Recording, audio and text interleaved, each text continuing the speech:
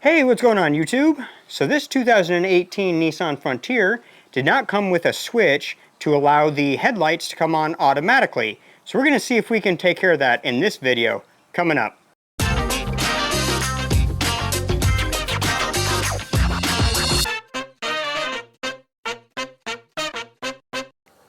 we're going to see if we can get a shot of this right here. This is just the standard switch that comes with it. It's off, running lights, headlights. Just the 3-position switch. So we grabbed this off from Amazon. And this switch should give us the ability to have auto lights. So you can see on this new switch here, we do have an auto setting and then running and on. So we have that one extra setting. Now this may not do it just by plugging it in. It may have to go to the dealership and have the computer programmed or enabled, or however you want to say it. That's a little bit beyond my scope. I just know how to change out the hardware part of it. The software's beyond me. So this should be a pretty simple swap out. We should just have to crack this column open and unplug the old one, plug in the new one, and see if we have auto lights. Otherwise, we're gonna have to go to the dealership and have it programmed. So it is pretty warm out here in the garage. I'm gonna be turning on the cooler, so I apologize if you hear too much of that in the background, but it is Phoenix in June. We're gonna start on the bottom side here. Got a couple of screws that we got to remove.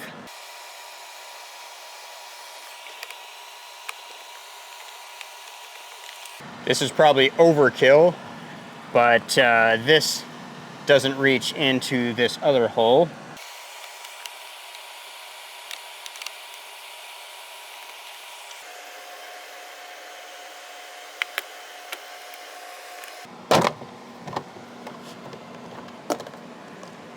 All right, so it's the 3 screws, and then we can split it apart. This bottom one might come all the way out, but I don't think we need to because we have plenty of access in here.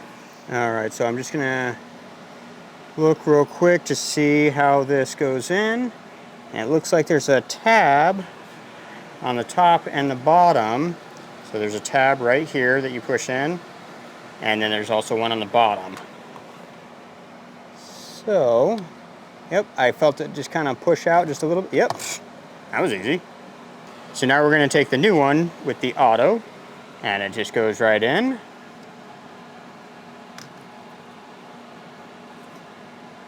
I'm going to make sure that it actually engages those tabs. And before I close it back up, I definitely want to test it. At least as far as the turn signals and brights go. Okay, brights come on. We got left turn signal, right turn signal, and that's good. All right, what happens when we turn it to auto? The headlights come on. Nice.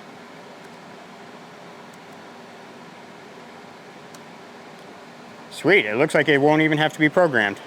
At this point, we are ready to close it back up. Push the bottom up, and we'll slide the top back in here.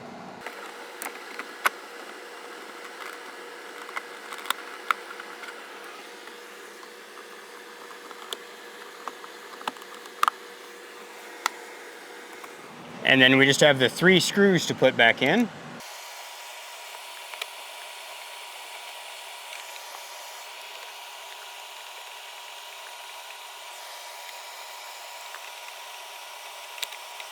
Well, it does work.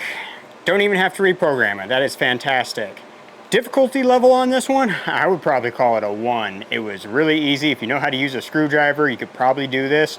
These are the tools that I used. I used a screwdriver, but I needed a longer one that was skinny because one of the screws is kind of deep in there, and this was not long enough in order to get up into there. So I used a longer one. This is way overkill. You definitely don't need something this long, but this is what I had.